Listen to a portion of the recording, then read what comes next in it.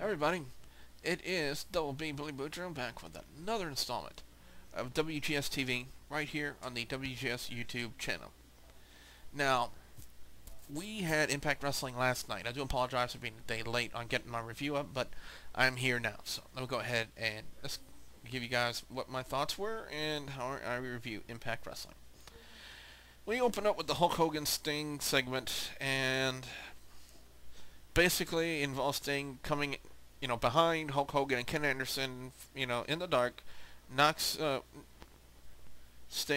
Hogan out with the bat, and basically Sting, is wearing the Joker makeup. Apparently, a lot of people have been hearing that, apparently Sting's been hearing that a lot of people referring to him as the Joker,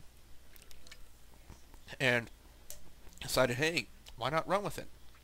So he had his face painted up almost like the late Heath Ledger in the Dark Knight movie. I think it's the Dark Knight movie. I'm not too sure. Anyway,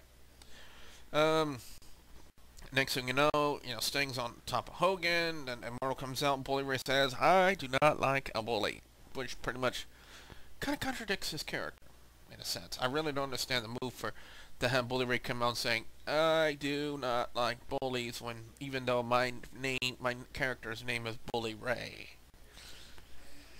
That's Vince Russo writing for you. Thank you so much, Vince Russo. I think you deserve to be shot in the butthole with a duck. Anyway, next thing you know, we have a Bully Ray making a match between Scott Steiner and Sting. So, the first match of the night was Devon and Samoa Joe. Now, on paper, you would think, it's Samoa Joe, the submission specialist. He's got a decided advantage over Devon, who's primarily a tag team wrestler. Devon hits Samoa Joe with a spine buster, which was crappy looking to begin with. And then next thing, 1, 2, 3, Devon's the win.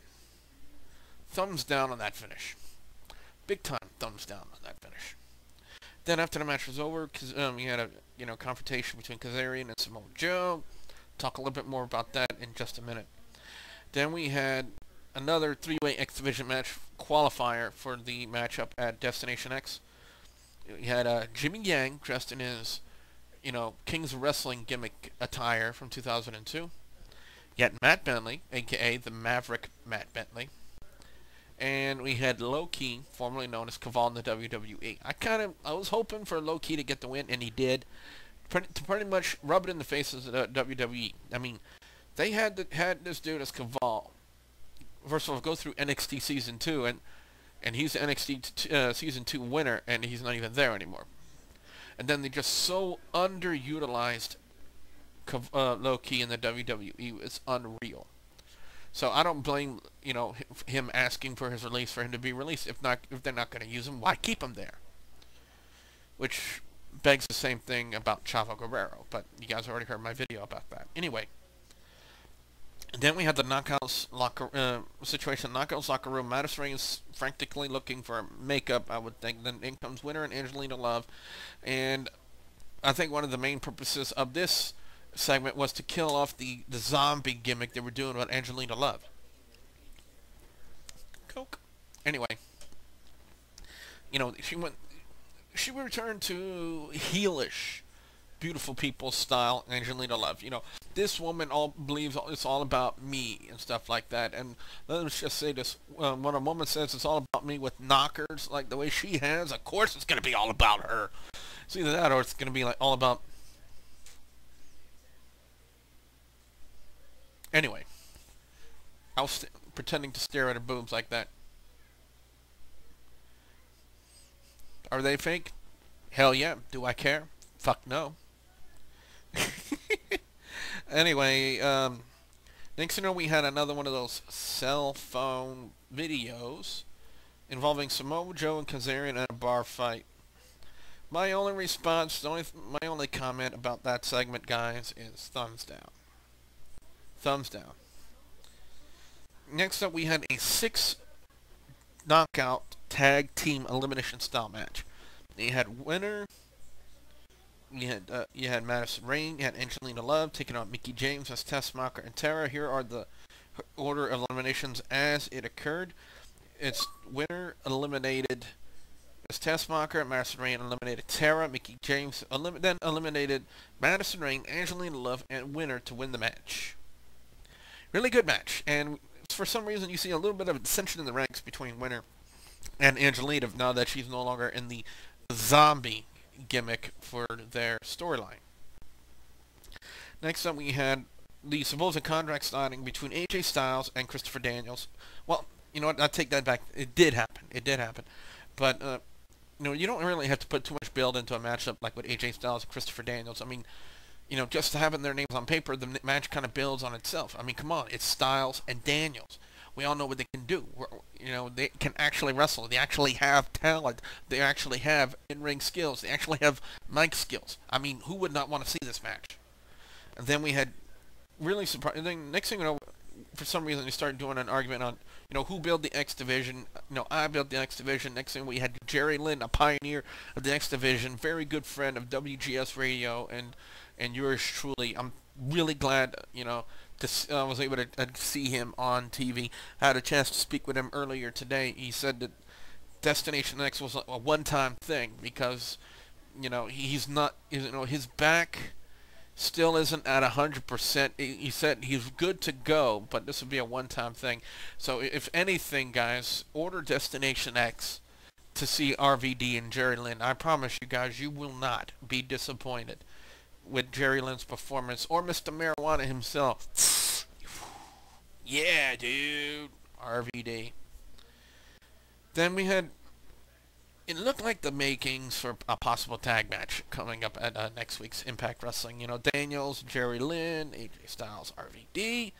Then they throw a little swerve. I like it when they throw the swerves. It actually makes it interesting because you never know what they're going to do. We're going to have a four corners match next week. AJ Styles, Daniels, RVD, Jerry Lynn. Must watch. You guys must watch.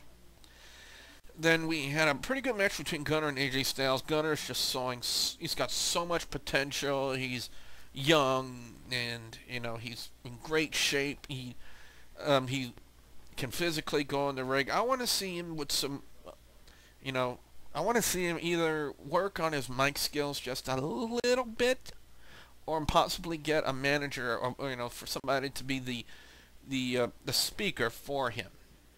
Okay? Either way would be good, but Gunner gets the win in the match and now is, top of the leaderboard for the Bound for Glory series. Then we had a segment involving Mexican America and British Invasion, which I believe solely the purpose of the segment was to turn British Invasion face and then have them go up against Mexican America for the #1 contendership. And lo and behold, surprise, surprise, Rob Terry comes out, reunites with British Invasion, and now the full British Invasion is back. They're back together, and they're all face. Now they're going to be having a match for the #1 contendership for the tag titles. I think if it's not on next week's Impact, then it should probably will be on the one on the 14th, when it's thing called the Midsummer's Nightmare. But either way, that match is going to happen. And then we had, speaking of Sting and Scott Steiner. Sting got the win in the match, but with about 5 to 10 minutes left in your show for your main event, that's just really not giving the guys a chance to put on a good quality match, and that's something we did not see was a good quality main event match at a Sting and Scott Steiner. Normally they can, produce a good quality main event match for these two. They got a lot of experience doing it, but however, on this Impact, they did not. And then after the match was over, Ken Anderson comes in and gives the mic check to Sting, which Sting botches. Sting was supposed to, the mic check, he's supposed to take it in the face. Apparently he thought he was going DDT because when he hit the mic check, he landed on the top of his head. That's a botch on Sting. I'm calling it right now. It's on Sting. It's not on Ken Anderson. I don't care what anybody else says. I know what I saw. And that was pretty much it for Impact Wrestling, guys. Match of the night. I gotta go with Lowkey, Matt Bentley, and Jimmy Yang. I mean, it was that entertaining. I mean, it really was good. It brought back one of the reasons why I loved watching TNA back in the day, was the X Division stars and the high flying that these guys would put themselves through to entertain us, the fans. So that's my pick for match of the night. What I want to do now is hear from you guys. That's what I want, to hear from you guys on what you guys thought about Impact Wrestling. Leave your comments in the comment section below. So with that being said, I'm WB Billy Boucher, reminding everybody to tune in to Game Up this Saturday night, blogtalkradio.com/WGS-Radio, which is essentially tomorrow night. We're going to take a look at the Game Critics Best of E3 Awards. We'll also take a look at X-Play, the program X-Play on G4. We're going to take a look at their Best of E3 Awards and whether or not we agree with their decisions. The only way to find out is to tune in to blogtalkradio.com/WGS-Radio tomorrow night, 7 p.m. Central Time. Be sure you be there or be square. So until then, I'm WB Billy Bujo. Thank you for watching.